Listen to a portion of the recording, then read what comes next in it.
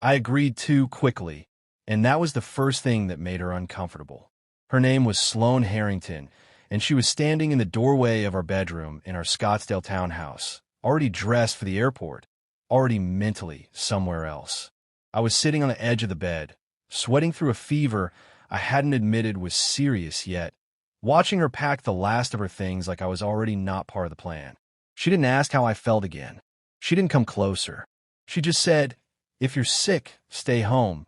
Don't ruin my vacation," in a tone that felt more like a policy than a suggestion. I nodded once and said, "Okay," and something in her expression shifted, like she expected resistance or guilt or at least negotiation.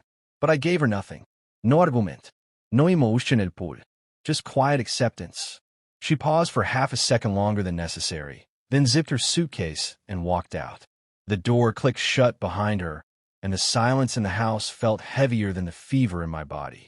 Her Uber pulled away 10 minutes later, and I didn't watch it go. Instead, I leaned back onto the bed and stared at the ceiling, realizing that the sickness in my body wasn't the only thing that had been building.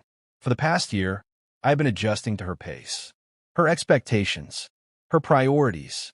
Sloane moved through life like everything had a schedule, and anything outside of it was an inconvenience.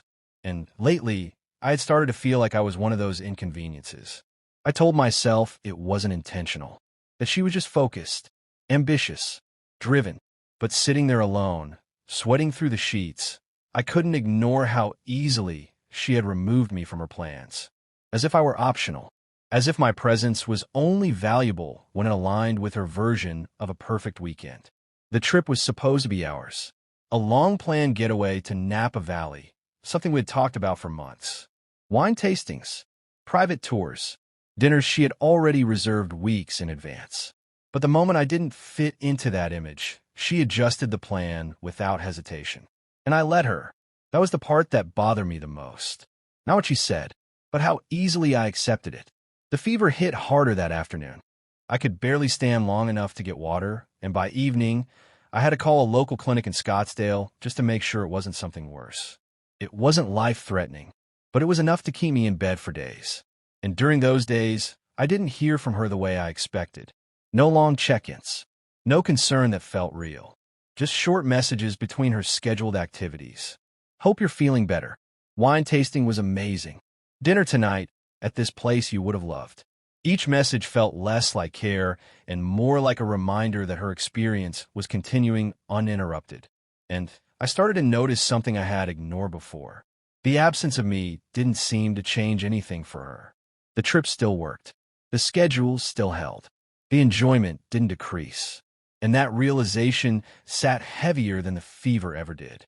Before we go further, tell me honestly in the comments, would you have spoken up in that moment when she told you to stay home, or would you have done exactly what I did and said nothing? By the third day, I wasn't just recovering physically. I was thinking more clearly than I had in months. I started replaying moments. Small ones. The way she canceled plans if they didn't serve her schedule. The way she framed compromises as sacrifices she was making for me. The way she rarely adjusted anything unless it directly benefited her. And for the first time, I stopped explaining it away. I stopped defending her in my own mind. Instead, I started asking a different question. What happens when someone treats your presence like a convenience instead of a priority? When she called me on the fourth night, it wasn't a check on me. It was to tell me about a private vineyard tour she had managed to get into. She was excited, animated, alive in a way I hadn't heard in weeks. And then she said something that stayed with me. "You should have just come anyway, honestly. It would have been fine." There was no awareness in her voice. No recognition of what she had said earlier. No acknowledgement of the fact that she was the one who told me not to come. I let her finish talking. I let her describe the views, the wine, the people she met. And when she paused, expecting me to respond, I just said, "Sounds like you had a good time." There was a silence on the line. Short, but noticeable. She was waiting for something. Maybe enthusiasm. Maybe regret. Maybe a version of me that felt like I had missed out. But I didn't give her that either, because something had shifted, not suddenly, but completely. By the time she came back to Scottsdale, I was no longer sick. But I wasn't the same either. She walked into the house with the same energy she had left with, talking about the trip, showing pictures, expecting me to step back into place like nothing had changed. And I let her talk. I didn't interrupt. I didn't challenge anything. I just listened until she finally noticed something was off. "You're quiet," she said, setting her bag down. I nodded slightly. "Just thinking," I replied. She studied my face for a moment, trying to read something she wasn't used to not understanding. And that's when I said it. "I think you were right." Her expression softened, almost relieved. "About what?" she asked.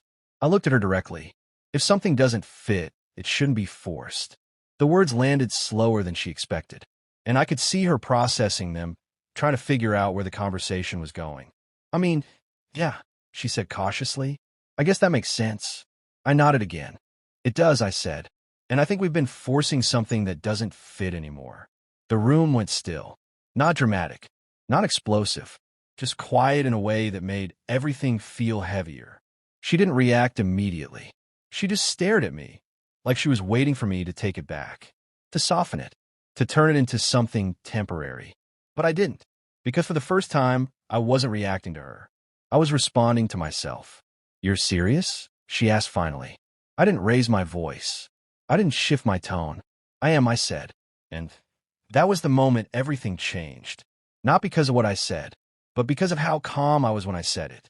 There was no anger for her to push against, no emotion for her to redirect, just clarity. And clarity is hard to argue with. She tried anyway. She brought up the past, the good moments, the plans we had made, the things she thought we could fix. But every point she made felt like it belonged to a version of us that no longer existed. And I didn't dismiss her. I didn't interrupt her. I just listened again, until she ran out of reasons. And when she did, the silence came back. Only this time, it wasn't uncomfortable. It was final. If you were in that moment, would you have stayed and tried to rebuild something that had slowly lost its balance? Or would you have done what I did and walked away while you still recognized yourself? She moved out 2 weeks later. No dramatic ending. No last-minute change of heart. Just logistics, boxes, conversations about leases and shared accounts.